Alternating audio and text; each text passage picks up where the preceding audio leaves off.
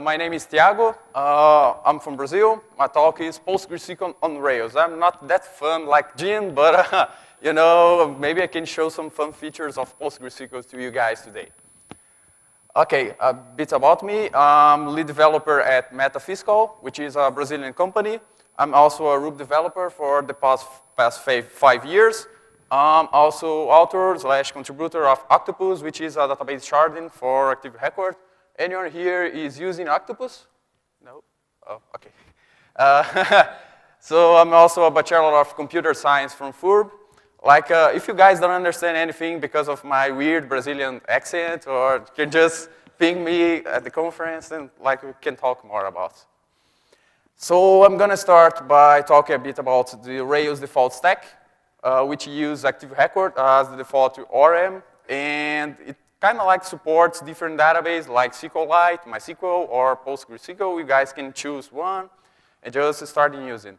Active Records kind of like abstract the SQL language for you, so you don't have to worry about it. You don't have to write queries by the hand. You can just use the where syntax and all that kind of stuff. It really helps you and like speed up your development.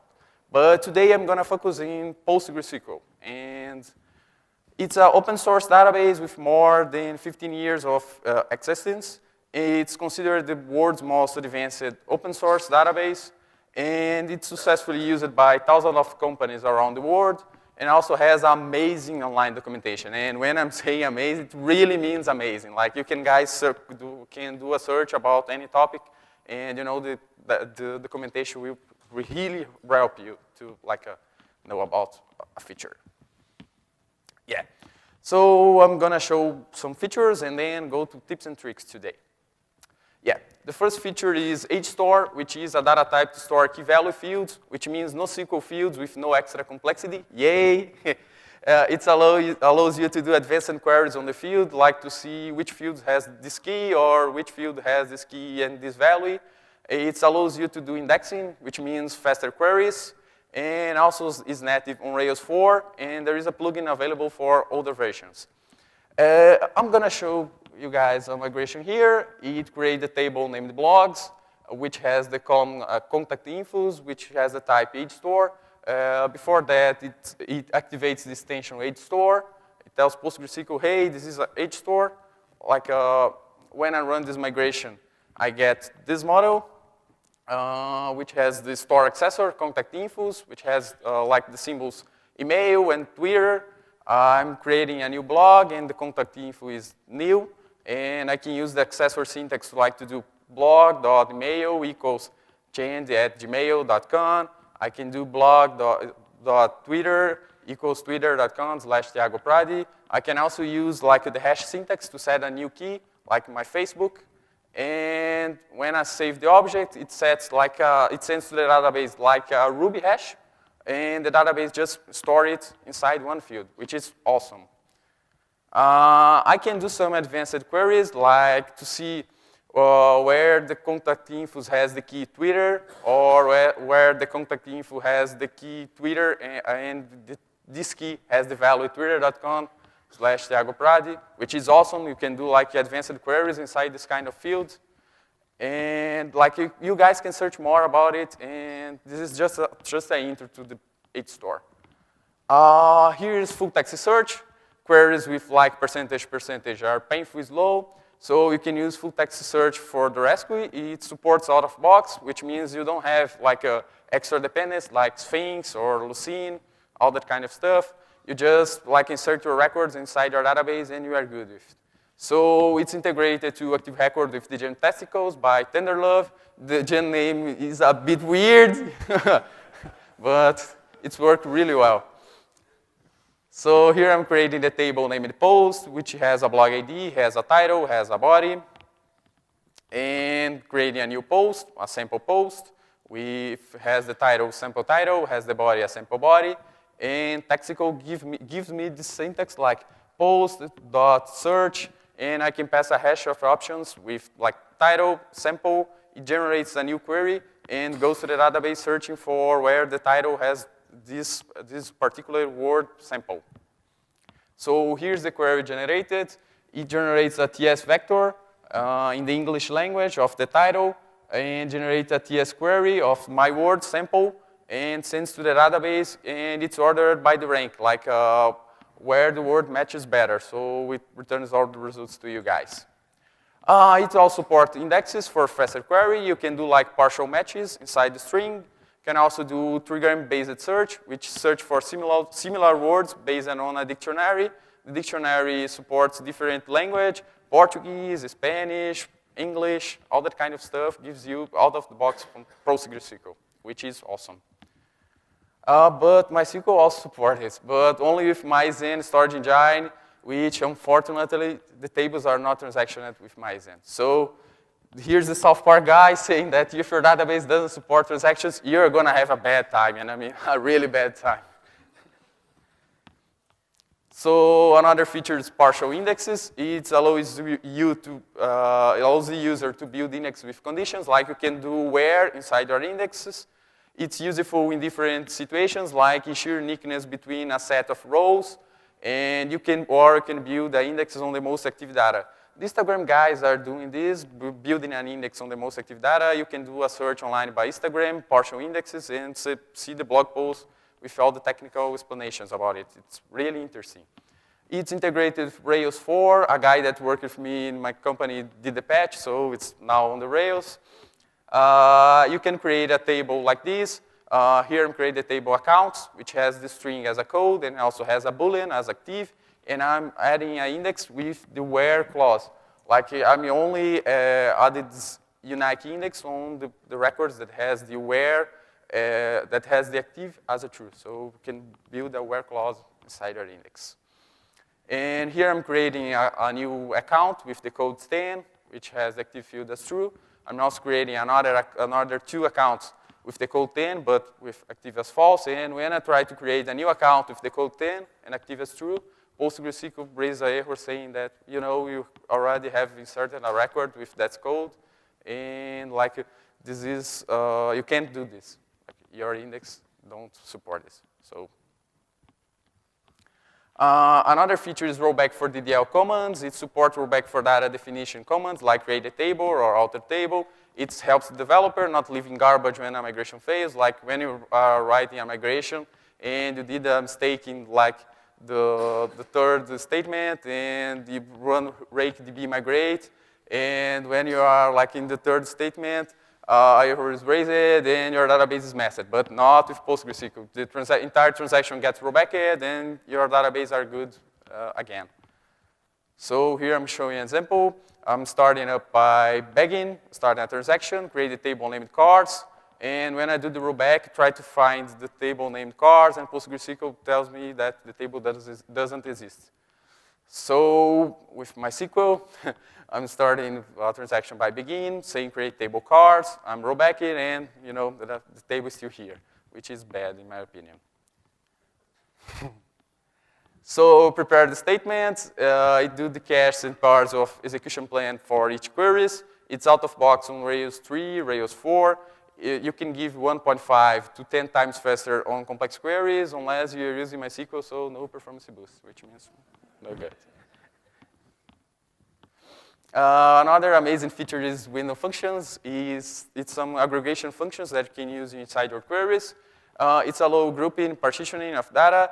It's possible to do for MySQL, but without native support. The examples here is row number and rank. There are a lot of examples of functions. You can do like a search online for it. Here I'm creating the table named payments, which has a department ID, also has a value. And I'm inserting some data for department ID 1 and department ID 2. When I get back the data, it has the different values, like here. So I'm going to run this query here, which I select all, and I'll select the rank over partitioning by department ID, ordered by value desk from payments. And it returns a rank of the payments from the higher to lower. It returns like this is the first, this is the second, this is the third. This is really useful for doing reports and like grouping your data. This is amazing, guys. You need to check it out. Another feature is safer type handling. This is awesome. It raises the error when the value doesn't match the field size. type comparison is safer than in others databases. Showing an example in PostgreSQL here, starting up by begin, create the table name in test, which has the field VL with precision 4, has a scale 2. The max value that I can insert is 99.99. So insert the table, inserting this value 1,000, and I get an overflow saying, you know, this field doesn't support this big value. So, but if I try to do this with MySQL, like I create the same table, do the same insert, and it truncates the value. Now imagine your client do this with the financial system and gets their money truncated. This is not good. So this is your face after see this query. What? Yeah. And now I'm gonna run a little experiment here, which is type comparison. It's based on that blog post, which says MySQL madness and Rails. Also, it's based on an exploit that is available for device. The platform attack guys are here. So this is an exploit that is included on the Metaexploit framework. Like lots of hackers are trying to do this.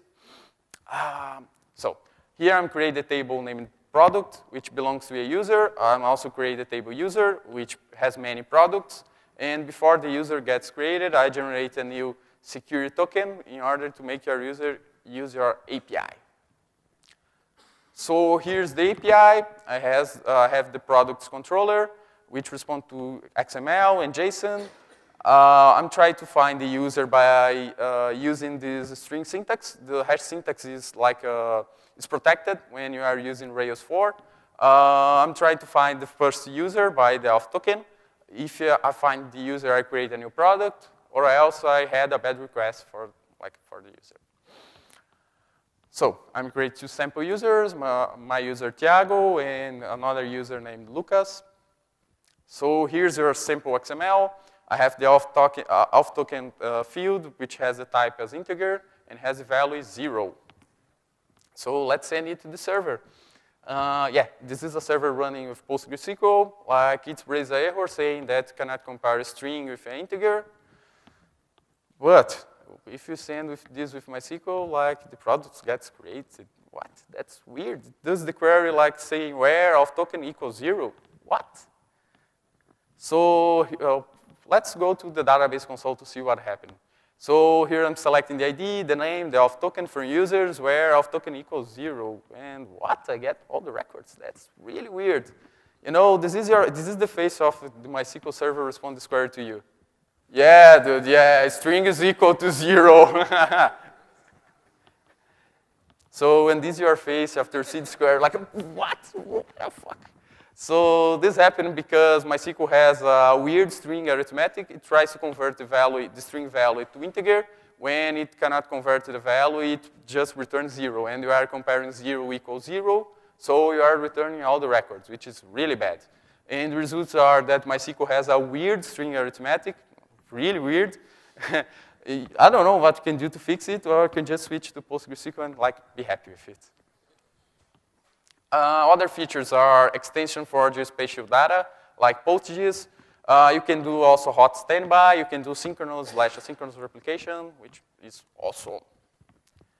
So moving on to tips and tricks. Let me get some water here.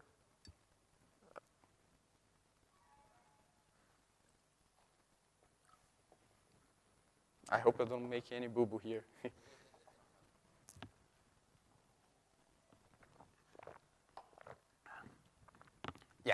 So starting up by transactions, you guys should use it to ensure that your operations are atomic. Assume that your data will be consistent if something fails. This is the example where I'm importing a new record. I have 3 steps. The first is create the header, then I create the records, and then you update the reports. And if something bad happens creating the records, well, it raises the exception, and the entire data gets rolled back, and your database won't be messed up. You can just redo the operation, fix the code, and you are done, and you are good. So no mess inside your database. Another tip is about constraints. Make your database consistent, like not null, fields limits, And you guys should use unique index to ensure uniqueness of fields, like validate uniqueness of is broken with concurrent servers. So you guys need to use a unique index in order to get your data good. So example here, I'm creating a table named accounts. I'm using the constraint null as false in all fields. I'm also using the default value of the Boolean active as true. And also limited the max value as 8, so you can insert like big integers inside it.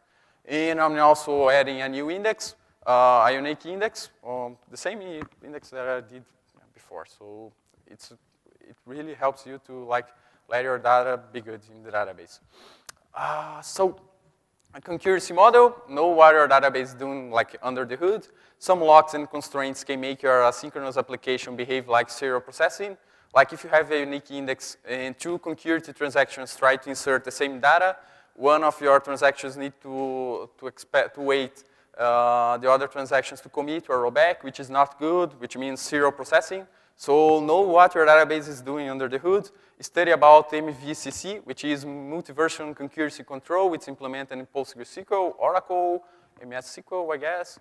And it's really simple. It's nice to know. So one other tip is don't be afraid of writing custom SQL. Like if you are doing bulk insert, considering writing this by the hand. Like if you are inserting 100 records inside your database, you don't need to create 100